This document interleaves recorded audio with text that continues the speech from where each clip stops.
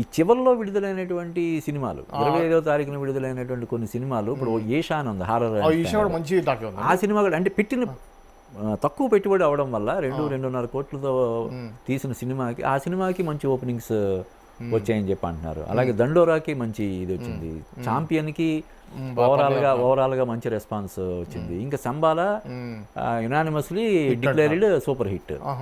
So మంచి finishing touch 2025కి ఒక మంచి ఫినిషింగ్ టచ్ ఇచ్చినట్టుగా చివరిలో లాస్ట్ క్రిస్మస్కి 25వ తారీఖు రిలీజ్ అయినటువంటి సినిమాలు దాదాపుగా ఆ రోజు రిలీజ్ అయిన అన్ని సినిమాలు కూడా పాజిటివ్ టాక్ వచ్చింది. అదొక చెప్పుకోదగ్గ విశేషం లాగా. ఇంకోటి అప్పాజీ గారు, రాజు వెడ్స్ రాంబాబు అని ఈటీవీ విన్ వాళ్ళు అందులో అసోసియేట్ అయి ఉన్నారు. మన వేణు ఉడుగులు అని నీది నాది ఓకే కదా అని ఆ సినిమాతో డైరెక్టర్ అయ్యాడు. తర్వాత రాణా తోటి విరాట పర్వం సినిమా కూడా డైరెక్ట్ చేశాడు. అతను ప్రొడ్యూస్ చేసినటువంటి సినిమా.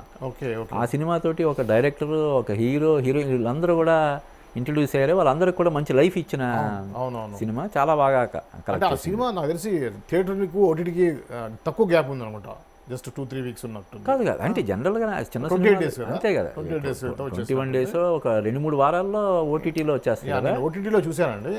మీరు హీరోయిన్ డైరెక్టర్ కాకుండా దాంట్లో ప్రధానంగా మనం విలన్ క్యారెక్టర్ అండి. అద్భుతమైన పర్ఫార్మెన్స్. ఆ విలన్ వాళ్ళ బ్రదర్ సిద్ధు జొన్నలగడ్డ, చైతన్య జొన్నలగడ్డ ఏదో చాలా అద్భుతం. మనకి ఒక ప్రకాష్ రాజు, ఒక కోటా శ్రీనివాస్, అవును, ఆ రేంజ్ లో ఒక అవిటివాళ్ళలాగా కాలు కుంటివాళ్ళలాగా చేశాడు. అతని పర్ఫార్మెన్స్ కి అద్భుతమైన పర్ఫార్మెన్స్, చాలా మంచి రెస్పాన్స్, చాలా బాగా చేశాడు. నో డౌట్ అది తెలుగు ఇండస్ట్రీకి ఒక మంచి విలన్ అన్నట్టే. ఓకే, నేను చూడలేదు, చాలా బాగుంది. అవును, అందరూ చెప్పారు.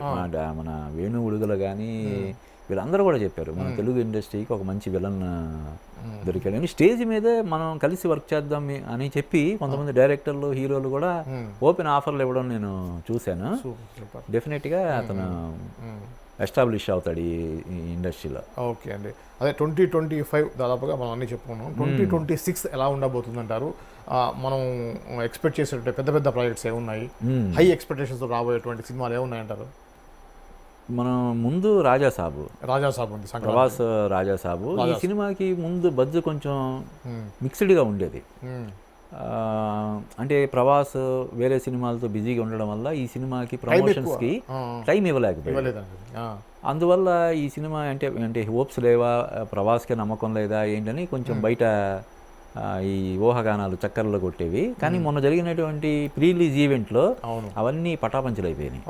ముఖ్యంగా ఆ ఈవెంట్లో ప్రభాస్ చేసినటువంటి ప్రసంగం అందరు హీరోల మనసులని దోచుకుంది. Not only rebel star fans, మిగతా హీరోలు అందరు ఫ్యాన్స్. అంటే ఉదాహరణకి ఆయన మనం సీనియర్స్ని గౌరవించాలి, సీనియర్సే వాళ్ళ తర్వాతే మనం అని ఏదైతే ఒక మాట అన్నాడో దానికి అందరూ ఫిదా. అలాగే జనరల్గా ప్రభాస్ చాలా తక్కువ మాట్లాడతాడు, మితభాషి. అటువంటిది ఈవెంట్లో చాలా బాగా మాట్లాడాడు. డైరెక్టర్ గురించి మాట్లాడాడు, మారుతి గురించి, ప్రొడ్యూసర్ గురించి, తమన్ గురించి, హీరోయిన్ల గురించి. అంటే బాహుబలి తర్వాత అతనికి ఇమేజ్ ఎక్కడికో వెళ్ళిపోయింది.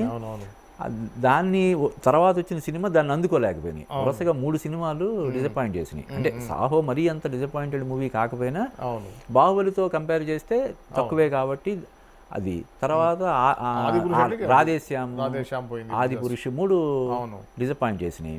ఇప్పుడు తర్వాత సలార్ తోటి మళ్ళీ సలార్ కల్కి, ఇప్పుడు రాజాసాబు తోటి మళ్ళీ హ్యాట్రిక్ కొట్టడం ఖాయం అన్నట్టుగా ఫ్యాన్స్ ఫిక్స్ అయిపోయారు. దానికి తోడు ప్రీ రిలీజ్ ఈవెంట్ తర్వాత, అంటే అంతకుముందు ట్రైలర్ రిలీజ్ చేశారు, ఆ ట్రైలర్ కూడా కొంచెం మిక్స్డ్ రెస్పాన్స్ వచ్చింది. తర్వాత 2.0 అని చెప్పి ఇంకో ట్రైలర్ రిలీజ్ చేశారు, దానికి ఎక్స్ట్రాడినరీ రెస్పాన్స్ ఉంది.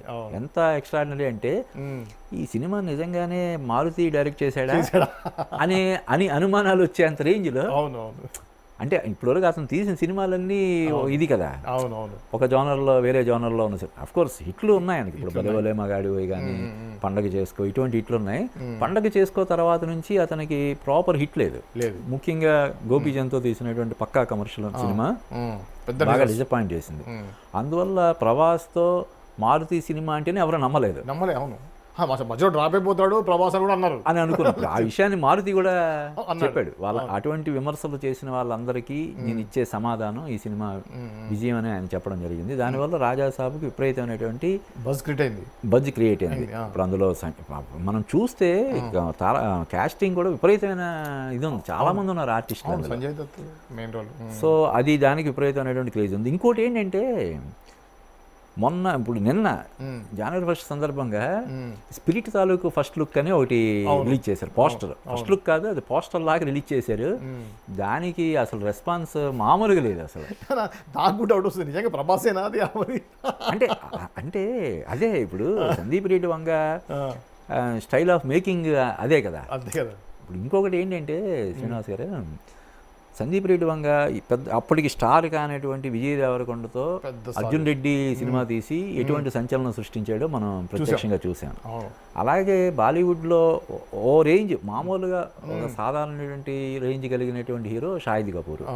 ఇదే సినిమాని అర్జున్ రెడ్డి సినిమాని కబీర్ సింగ్ తీసి అక్కడ సూపర్ డూపర్ హిట్ కొట్టేశాడు. తర్వాత రణబీర్ కపూర్ కూడా స్టార్ అయినప్పటికీ కూడా అతనికి సూపర్ స్టార్డమ్ లేదు. హిట్లు కొన్ని ఉన్నాయి తప్ప సూపర్ స్టార్డమ్ అనేది ఇంకా అప్పటికి రాలేదు. కానీ మీరు చూస్తే యానిమల్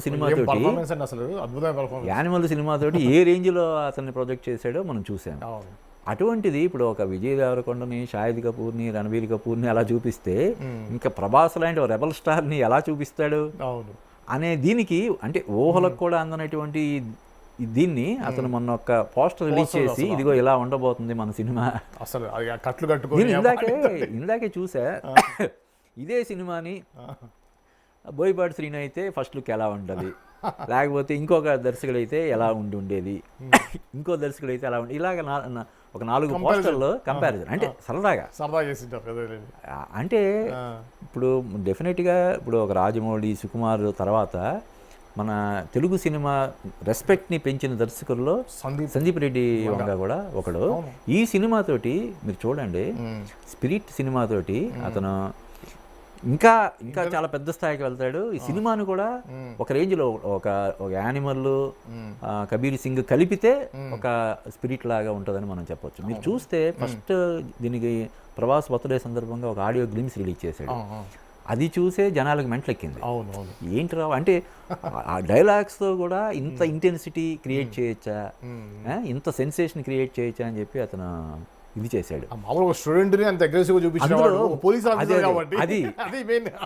ఒక సిన్సియర్ పోలీస్, అది ప్రభాస్ లాంటి కటౌట్ ఉన్న ఒక పోలీస్ ఆఫీసర్ ఇంకా అక్కడ చేసే యాక్షన్, అందులోనూ ఇది ఎలా అంటే ఒక వూండెడ్ సోల్జర్ లాగా.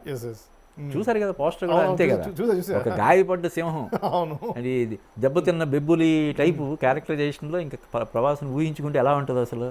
దట్టు శ్రీనివాస్ గారే మనోడు ఏం చేశాడంటే ఈ గ్లిమ్స్ రిలీజ్ చేసినప్పుడు audio glimpse the biggest super star of India అని ట్యాగ్ లైన్ పెట్టాడు. అది అసలు చాలా మంది బాలీవుడ్లో హర్ట్ అయిన పరిస్థితి. ఈవెన్ మన చాలా మంది అన్ని ఇండస్ట్రీస్లో కూడా ఫీల్ అయ్యి ఉంటారు. ఎవరికి వాళ్ళు సూపర్ స్టార్ అలా ఇలా అని అనుకునే పరిస్థితి చేశారు కదా. అలా ఏంటి the biggest super star of India అంటే అంటే ఎంత బలుపు ఉంటే అలాగా వస్తుంది డైరెక్టర్ అంత ఇదిగా. అదే మీకు సందీప్ రెడ్డి వంగానే అందరూ అప్రిషియేట్ చేసేదాన్ని. ఇప్పుడు ఉదాహరణకి ఈ సినిమాలో ముందు దీపికా పదుకొని అనుకున్నారు, సడన్గా ఏవో వాళ్ళకి క్రియేటివ్ డిఫరెన్సెస్ కావచ్చు, రెమ్యూనరేషన్ తాలూకు డిఫరెన్సెస్ కావచ్చు, ఏవో డిఫరెన్స్ వచ్చాయి, ఆమె ప్రాజెక్ట్ నుంచి పక్కకి వెళ్లాల్సి వచ్చింది. మనోడు ఎక్కడ బెసకలేదు. యానిమల్లో సెకండ్ హీరోయిన్గా చేసిన తృప్తి అమ్మాయిని ఇప్పుడు ఆ పోస్టర్లో ఉన్నది అమ్మాయి తృప్తిని తీసుకొచ్చి హీరోయిన్ చేశారు. అదే ఇంకొకరు ఎవరైనా కంగారు పడిపోతారు. ఆ రేంజ్ హీరోయిన్ అంటే కాల్ షీట్ ఇష్యూస్ ఉంటాయి కదా, ఆ రేంజ్లో ఉండే హీరోయిన్స్ ఖాళీగా ఉంటారు కదా. వాళ్ళ చేతిలో 2-3 ప్రాజెక్టులు ఉంటాయి, అప్పటికప్పుడు కాల్ షీట్ ఇచ్చే పరిస్థితి ఉండదు.